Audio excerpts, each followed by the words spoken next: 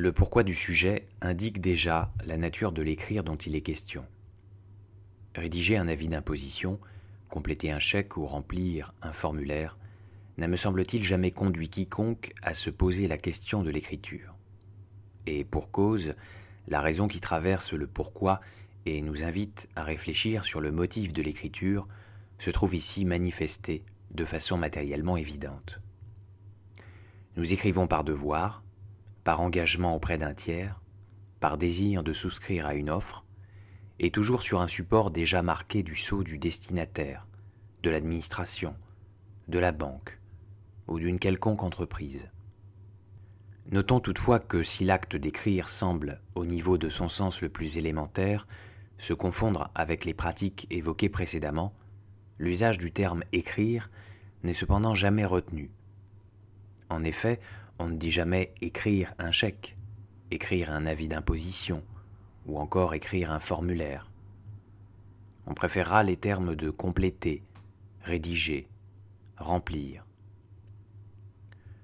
Force est donc de constater que l'écriture ne désigne pas uniquement l'acte d'écrire, celui d'apposer sur un support un ensemble de signes déterminés, mais consiste aussi et surtout en une intention qui semble a priori dépasser toute raison évidente.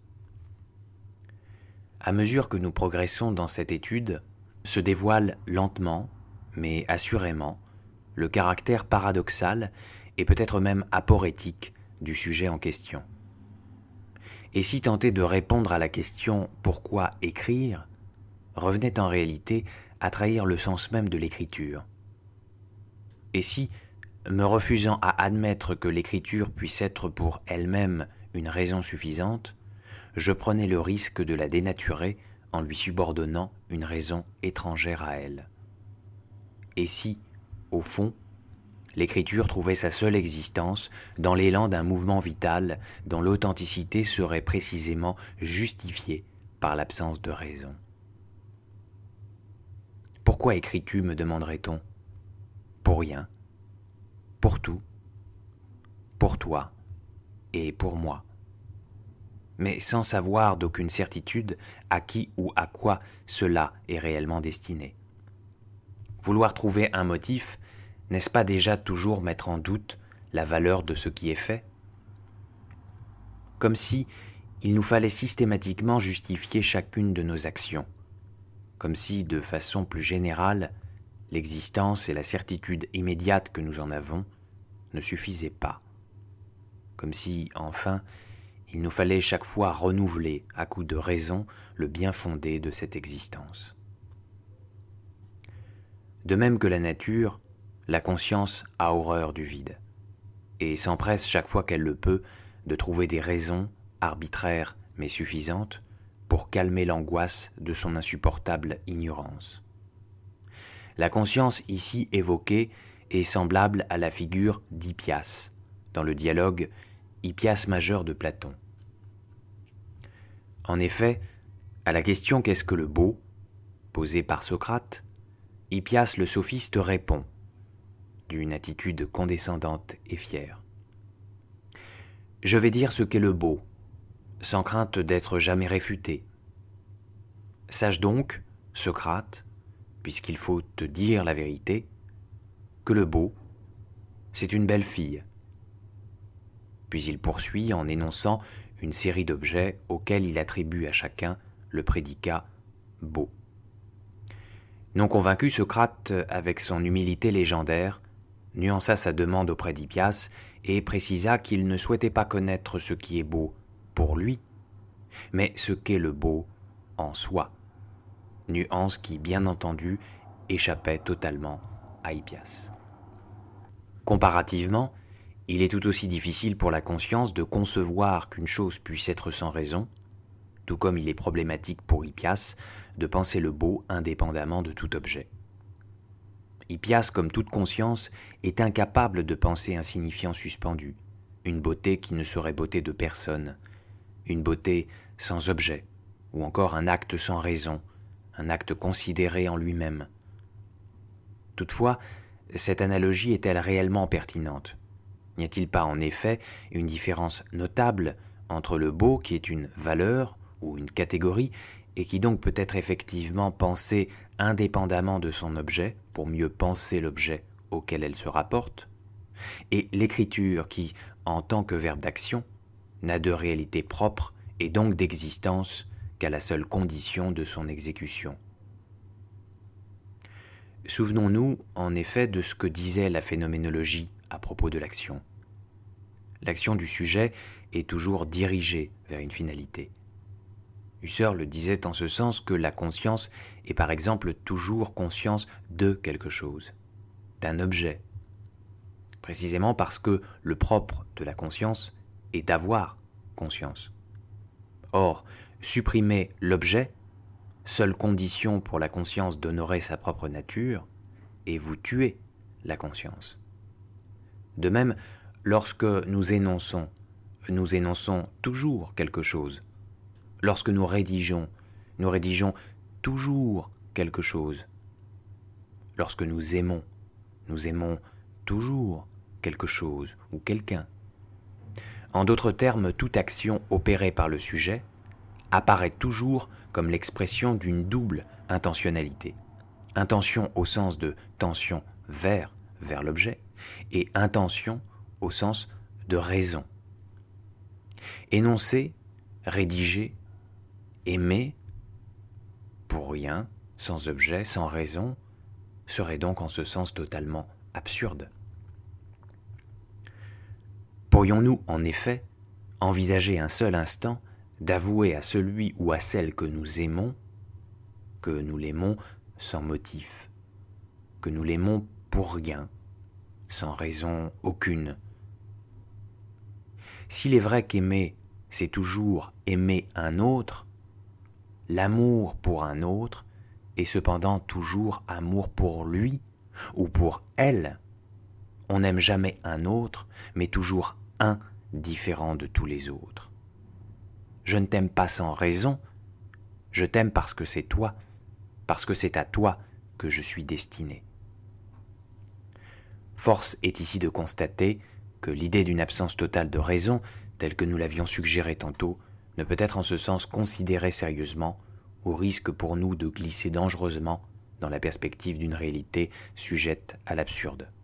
Réalité dans laquelle l'absence de motif figerait l'existant à la manière d'une monade close sur elle-même, déjà parfaitement disposée à rejoindre la mort.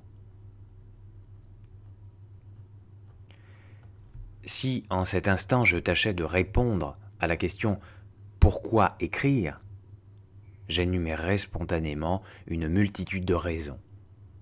J'écris pour ci, pour ça, pour lui, pour elle, pour moi. Mais je dois bien me rendre à l'évidence que ces raisons ne me convainquent pas. Par ailleurs, si convaincu je l'étais, pourquoi donc me poserais-je encore la question ? Alors pourquoi écrire ? Eh bien parce que cela n'est pas clair. Voilà pourquoi. Il me semble en effet que le mouvement premier de l'écriture procède avant tout d'un besoin d'ordre et de clarté. On écrit parce qu'on doute, parce qu'on est perdu, parce qu'il fait sombre.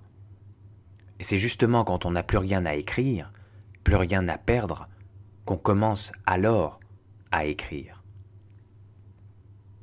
La raison qui nous intéresse ici, et questionnée sous la forme d'un « pourquoi », précise encore davantage sa nature.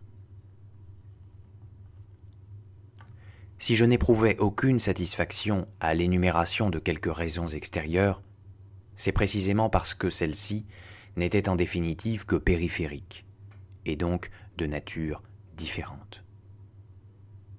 La raison qu'interroge le sujet tire sa complexité du fait qu'il est question non d'une simple raison, mais d'une raison d'être. On écrit avant tout pour rendre l'existence significative, c'est-à-dire lisible, lisible pour soi, mais aussi pour les autres. Écrire, c'est au fond faire l'effort presque prométhéen de rendre communicable l'incommunicable, de chercher à traduire intelligiblement ce qui, précisément, résiste et échappe à toute traduction. Toutefois, il ne suffit pas encore de pouvoir écrire pour le vouloir, car cette volonté n'est propre qu'à ceux qui, au sens le plus vital, en ont besoin. On pourrait presque dire, en un sens, que si la question se pose encore, si on se demande encore pourquoi écrire, c'est peut-être qu'au fond, l'écriture n'est pas pour nous une nécessité. En effet, il serait parfaitement insensé, pour celui dont l'écriture serait devenue un véritable mode d'existence, de rechercher encore ce que précisément il a déjà trouvé. Cherchez la raison qui vous commande d'écrire, telle est l'injonction première de Rilke à destination du jeune poète Capuche.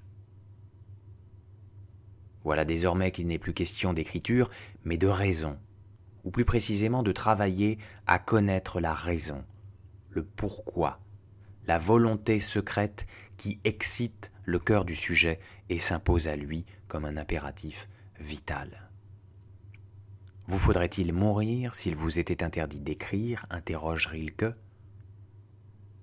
L'écriture n'est donc plus ici un droit pour tous, mais un privilège, une loi particulière qui ne concerne que ceux qui, à l'issue de la question rilkéenne, ont su éprouver en eux-mêmes ce fort et simple « je dois », qui ont compris qu'au-delà de la simple raison se cache en réalité une authentique raison d'être. La raison de toute écriture est dans le cœur même de l'homme.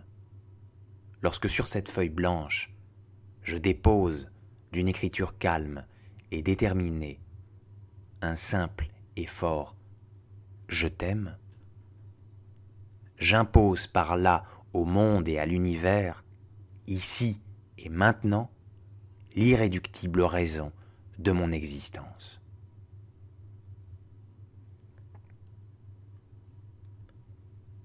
Ami, sois sans crainte, car à la logique, il manque l'essentiel, l'intention que nulle vérité ne saurait mesurer. Ami, écris, car c'est là la seule et unique raison, celle qui survit à tout, y compris à l'idée de ne survivre à rien. Crois-moi, car c'est écrit désormais.